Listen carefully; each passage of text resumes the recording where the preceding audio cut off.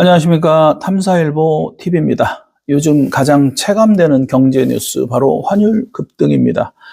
달러 가격이 오를 때마다 수입 물가, 기름값, 해외 결제 대금, 대출 이자까지 함께 흔들립니다. 오늘 방송에서는 지금 환율이 어느 수준까지 올라왔는지, 그리고 급등하는 원인은 무엇인지, 앞으로 어떻게 진행이 될 것인지까지 경제구조 관점에서 분석해 보겠습니다.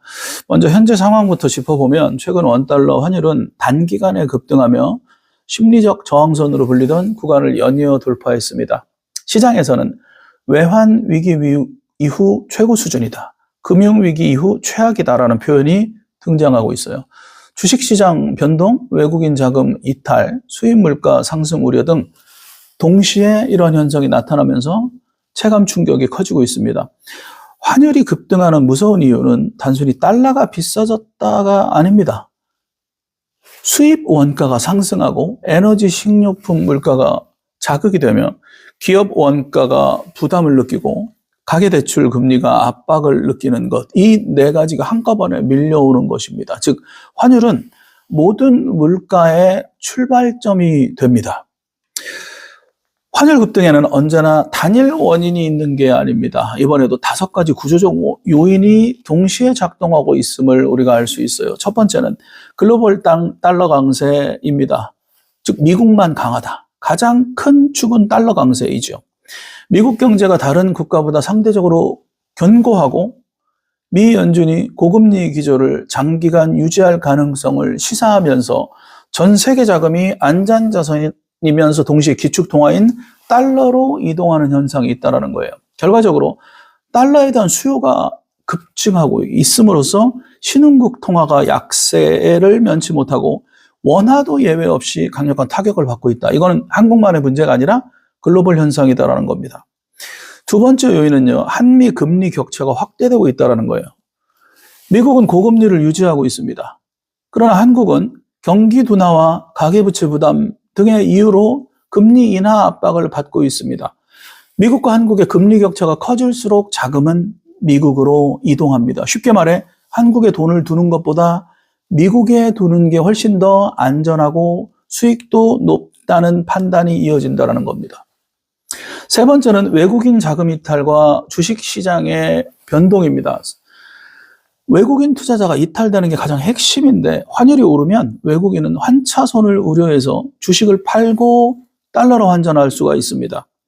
그렇다면 주식이 하락되고 자금이 유출되며 환율이 상승하고 다시 주가가 하락되는 이런 악순환 구조가 형성될 가능성이 높습니다. 특히 반도체, 2차 전지, 대형 수출주 중심으로 외국인 매도가 집중하면서 환율 압력이 커질 수가 있다는 겁니다.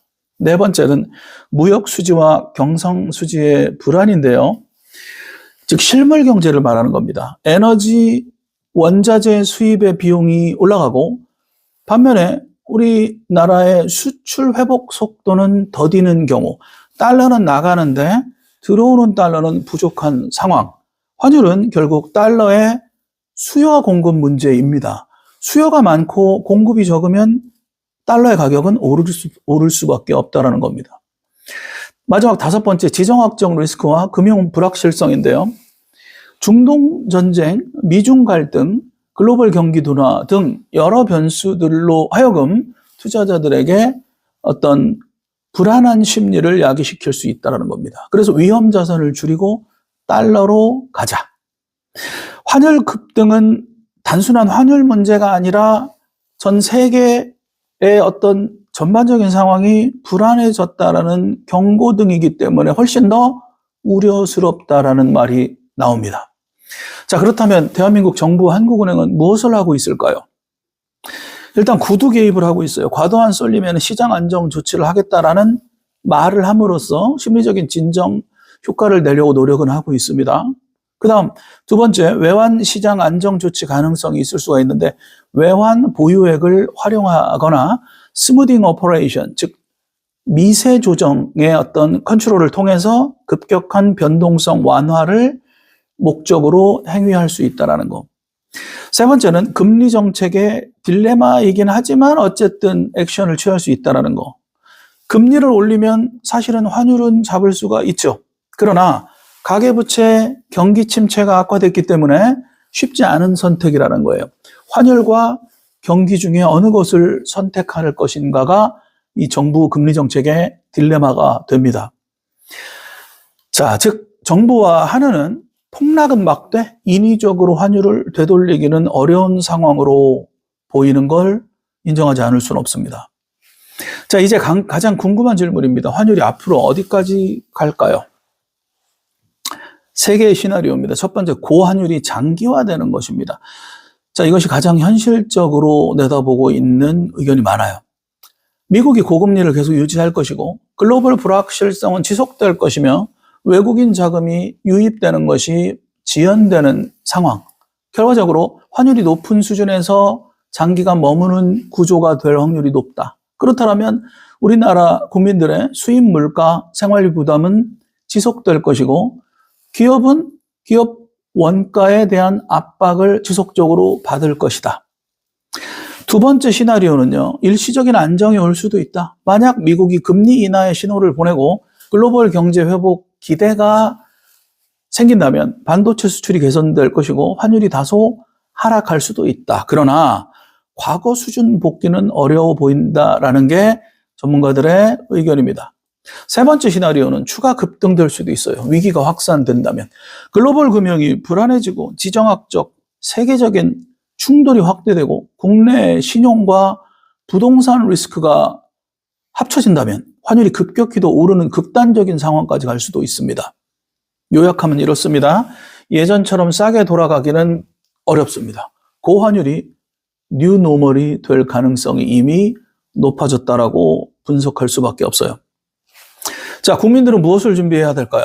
이제 가장 중요한 부분입니다. 첫 번째, 소비 전략을 보면 수입 의존 품목을 점검할 필요가 있어요. 전자제품, 차량, 원자재 기반의 제품들 말이죠. 해외 직구나 해외 여행 등은 환율 민감 소비에 해당되기 때문에 시기 조절을 할 필요는 있다.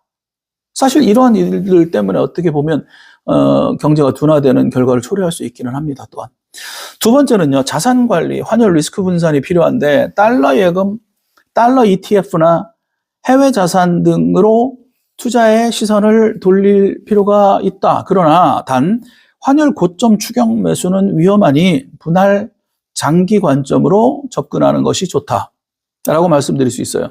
세 번째는 대출 부채 관리인데요. 고환율은 물가 상승으로 이어지고 물가 상승은 금리 인하를 지연시킬 가능성이 높아집니다. 고로 변동금리 대출자나 이자 부담을 지고 있는 사람들이 관리를 할 필요가 있습니다.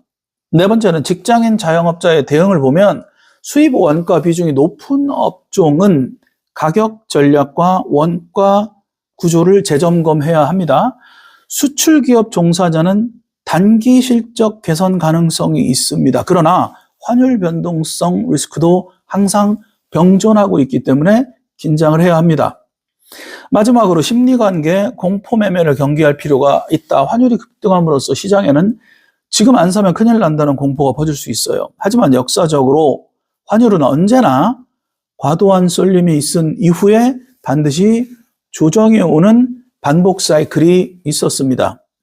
가장 위험한 건 공포에 쫓는 단기 결정입니다.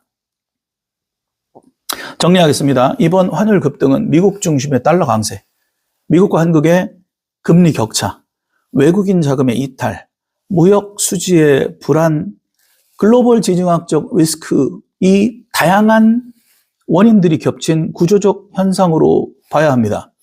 단기간에 끝날 현상으로 볼 수는 없을 것 같습니다. 고환율 시대를 살아가기 위해 우리가 어떻게 적응할 것인가가 우리의 과제가 될 것입니다.